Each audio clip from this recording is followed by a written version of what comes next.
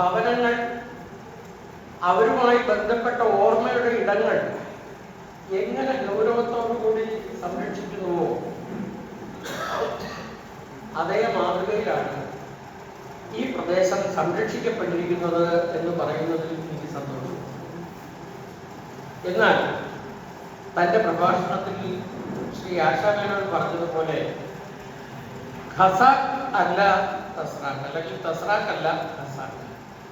ആ ഖസാക്കിൽ മുഗ്ധനായ ഒരാൾക്ക് ഈ തസ്രാക്കിൽ വലിയ കാര്യമൊന്നും കാണാൻ സാധിക്കില്ല. അദ്ദേഹത്തിന്റെ ആ അനുഭവത്തിനെ കുറിച്ചാണ് അദ്ദേഹം ഇവിടെ പറഞ്ഞത്. അതുപോലെ ഈ സ്മാരക മന്ദിരത്തിന് ലഭിച്ചിട്ടുള്ള സഹായങ്ങളെ കുറിച്ചെല്ലാം ശ്രീ പി ആർ അജയൻ ഇവിടെ വിശദമായി സംസാരിച്ചു. അതും എന്നെ സംബന്ധിച്ചിടത്തോളം ഒരു പുതിയ ചില അറിവുകളാണ്. വർക്കല എന്ന പ്രദേശത്താണ് ഞാൻ ജനിച്ചത്. അതിന് തൊട്ടടുത്ത് കുമാരനാശന്റെ ജന്മസ്ഥലം ആയിട്ടുള്ള കായിക്കരയാണ്. ആ കായിക്കരയിൽ അദ്ദേഹം ജീവിതത്തിന്റെ പ്രധാനപ്പെട്ട ഭാഗം ചെലവഴിച്ച തോന്നയ്ക്കലും എല്ലാം ആ കവിയുടെ സ്മാരകങ്ങളും അതും പറഞ്ഞതുപോലെ സാംസ്കാരിക വകുപ്പുകളുടെ സഹകരണത്തോടുകൂടി ഉണ്ടായിട്ടുള്ള സ്ഥാപനങ്ങളാണ്. പക്ഷെ അവയിൽ നിന്നൊക്കെ വ്യത്യസ്തമായിട്ട് കുറെ ആഴത്തിൽ കുറെ കൂടുതൽ ആയിട്ടുള്ള കാര്യങ്ങൾ ഭാവന ചെയ്യാനും അത് സാക്ഷാത്കരിക്കാനും തസ്രാക്കിൽ കഴിഞ്ഞിട്ടുണ്ട് എന്നുള്ളത് വളരെ സന്തോഷമുള്ള ഒരു കാര്യം. ഓവിജിന്റെ ഖസാക്കിന്റെ ഇതിഹാസം എൻ്റെ ബാല്യകാലം മുതൽ എന്നെ സ്വാധീനിച്ച ഒരു പുസ്തകമാണെന്ന് പറയാം.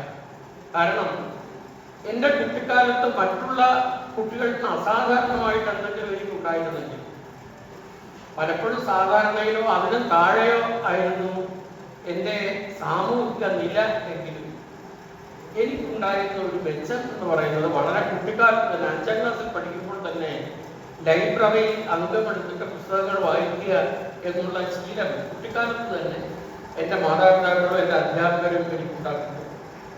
അതുകൊണ്ട് തന്നെ സാഹിത്യ ഞാൻ വായിച്ചിട്ടുണ്ട്.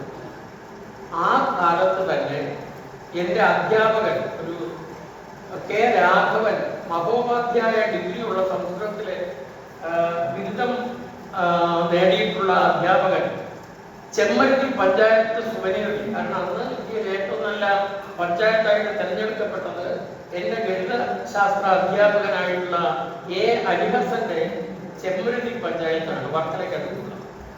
അതിൻ്റെ സ്മാരക സുവനീറിൽ രാഘവൻ സാർ എഴുതിയ ലേഖനം ഖസാക്കിന്റെ ഇതിഹാസത്തെ ഉപനിഷത്തുകളുമായി താരതമ്യപ്പെടുത്തിക്കൊണ്ടാണ്. അന്ന് തന്നെ വളരെ ജ്ഞാനവൃദ്ധനായിരുന്ന എൻ്റെ അധ്യാപകൻ.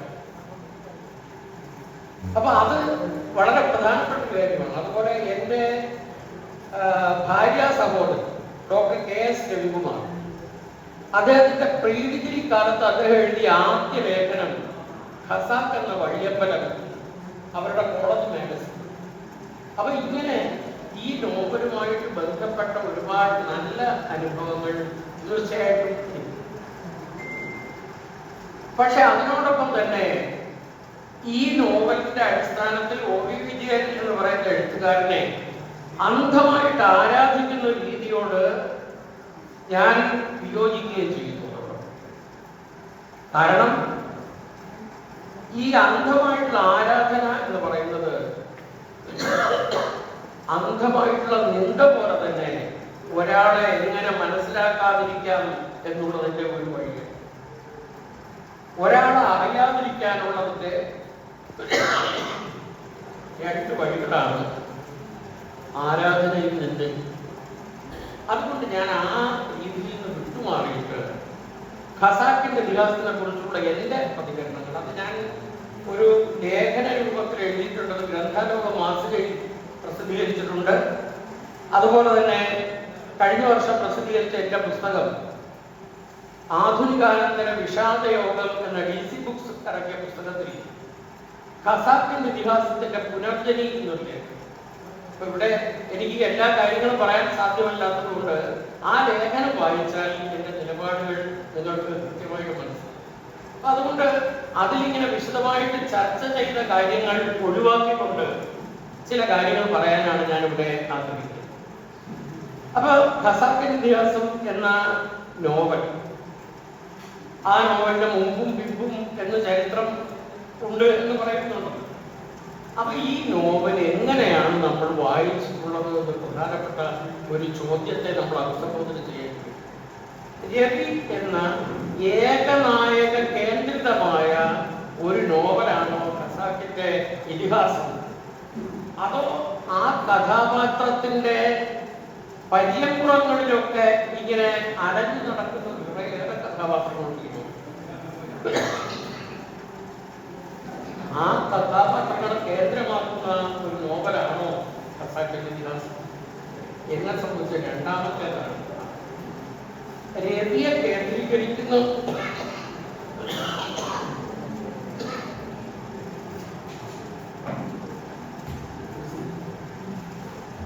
നോവലിൽ പ്രത്യക്ഷപ്പെടുന്ന, ഞാൻ നേരത്തെ പറഞ്ഞതുപോലെ ഒരു തരത്തിൽ മാത്രം വായിക്കാവുന്ന ഒന്നാണ്. മാത്രമല്ല, അതിനൊരു ആഗോള പശ്ചാത്തലം.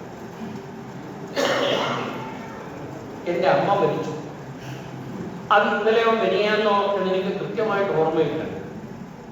ഇത് ഒരു നോവലിന്റെ തുടക്കമാണ്. ആൽബർട്ട് കമ്യൂവിന്റെ പതനം എന്ന നോവലിന്റെ തുടക്കമാണ്. അപ്പൊ നമ്മളെല്ലാം അന്തപ്പെട്ടു. എൻ്റെ അമ്മ മരിച്ചത് ഇന്നലെയോ മെനിയാന്നോ പോലും അറിയാത്ത ഒരു മനുഷ്യൻ. അങ്ങനെ മനുഷ്യ ബന്ധങ്ങളിലൊക്കെ നിന്നെല്ലാം അകന്നു നിൽക്കുന്ന ഒരു മനുഷ്യൻ. എന്തൊരു അപകടമാണ് ഇങ്ങനെയുള്ളൊരു മനുഷ്യൻ. അങ്ങനെയുള്ള ആഗോള മനുഷ്യൻ ഉണ്ടായിരുന്ന ഒരു കാലമാണ് ആധുനികത എന്ന് പറയുന്ന സാഹിത്യ പ്രസ്ഥാനത്തിന്റെ കാലം. ഏത് ദേശത്തായാലും, അതാണ് ഒരു മനുഷ്യാവസ്ഥ എന്ന് പറഞ്ഞ ഒരു സങ്കല്പം. ഏത് ദേശത്തായാലും ഏത് കാലത്തായാലും അനിവാര്യമായ പീഡനം അനുഭവിക്കുക എന്നുള്ളതാണ് മനുഷ്യന്റെ ആത്യന്തിക വിധി. അപ്പോ ഖസാക്കിൻ ഇതിഹാസത്തിലെ രവിയായാലും മയ്യഴിപ്പുഴയുടെ തീരങ്ങളുടെ ദാസനായാലും ഇതുപോലെയുള്ള അനവധി നോവലുകളിൽ, കവിതകളിലൊക്കെ നമ്മൾ കാണുന്നത് ഈ കഥാപാത്രം മരണത്തിന് വേണ്ടി ദാഹിക്കുന്നത്. ഖസാക്കിൻ ഇതിഹാസത്തിലെ അവസാനത്തിൽ ആ ഒരു കുഞ്ഞിനെ പോലെ, എന്താണ്, വത്സലനായ ഒരു കുഞ്ഞിനെ പോലെ പ്രത്യക്ഷപ്പെടുന്ന ആ പാമ്പെന്ന് പോലെ ഇവിടെ പറയുന്നില്ല, സർപ്പത്തിന്റെ കയ്യിൽ നിന്ന് സ്നേഹം നിറഞ്ഞ ദംശനമേറ്റുവാങ്ങി ഇല്ലാതാവുന്ന രവി. ആ രവി എന്ന് പറയുന്നത് അന്ന് ആധുനികതയിൽ നമ്മൾ ലോകമെമ്പാടും കണ്ട മൃത്യുമുഖതയുടെ ഒരു കഥാപാത്രം. അപ്പോ അത് ഒരു ഈ നോവലിനെ കുറിച്ചുള്ള ഏറ്റവും പ്രബലമായി നിൽക്കുന്ന ഒരു വായനയാണ് ഇവിടെ ഞാൻ ഈ പറഞ്ഞത്. എന്നാൽ മലയാളത്തിലെ നോവലുകളിൽ ഇന്ത്യയിലെ മറ്റ് പ്രാദേശിക ഭാഷാ നോവലുകളിൽ നിന്ന് വ്യത്യസ്തമായിട്ട് ഒരു കാര്യമുള്ളത്, മലയാളത്തിൽ പ്രാദേശിക നോവൽ ഒരു പ്രത്യേക പ്രദേശത്തെ ജനതയുടെയും ജനതയുടെ ജീവിതം, അവരുടെ ഭാഷണം, അവരുടെ ഭക്ഷണം തുടങ്ങി ആ പ്രദേശത്തിന്റെ എല്ലാ നാടിൻചുറ്റുകളോടും കൂടി പ്രത്യക്ഷമാകുന്ന തരത്തിലുള്ള രചനകൾ, അതിനെയാണ് നമ്മൾ പ്രാദേശിക നോവൽ. ഹിന്ദി, അസമിയ, ബംഗാളിയുടെ ഒക്കെ നമ്മുടെ തമിഴിലെ വട്ടാര നോവലുകൾ വരെ ഇത്തരത്തിലുള്ള ഒരു നോവൽ വിഭാഗത്തിന് ഉദാഹരണങ്ങളാണ്. ഒരു പ്രത്യേക പ്രദേശത്തെ ജനതയുടെ ജീവിതം, ആ ജീവിതം. മലയാളത്തിൽ അങ്ങനെയുള്ള നോവലുകളില്ലേ? തീർച്ചയായിട്ടും ഉണ്ട്. നമ്മുടെ ആദ്യകാല നോവലിസ്റ്റുകളിൽ ഒരാളായ മാർത്താണ്ഡവർമ്മയുടെ നോവലുകളിൽ, സി വി രാമൻപിള്ളയുടെ നോവലുകളിൽ, പ്രത്യേകിച്ച് മാർത്താണ്ഡവർമ്മ, അതിലൊക്കെ ഈ തിരുവിതാംകൂർ എന്ന് പറയുന്ന പ്രദേശം, അവിടുത്തെ ഭാഷണം, അവിടുത്തെ ഭക്ഷണം, ഇതൊക്കെ സജീവമായിട്ടുണ്ട്. അതിലൂടെ നമുക്ക് അപരിചിതമാണെങ്കിൽ പോലും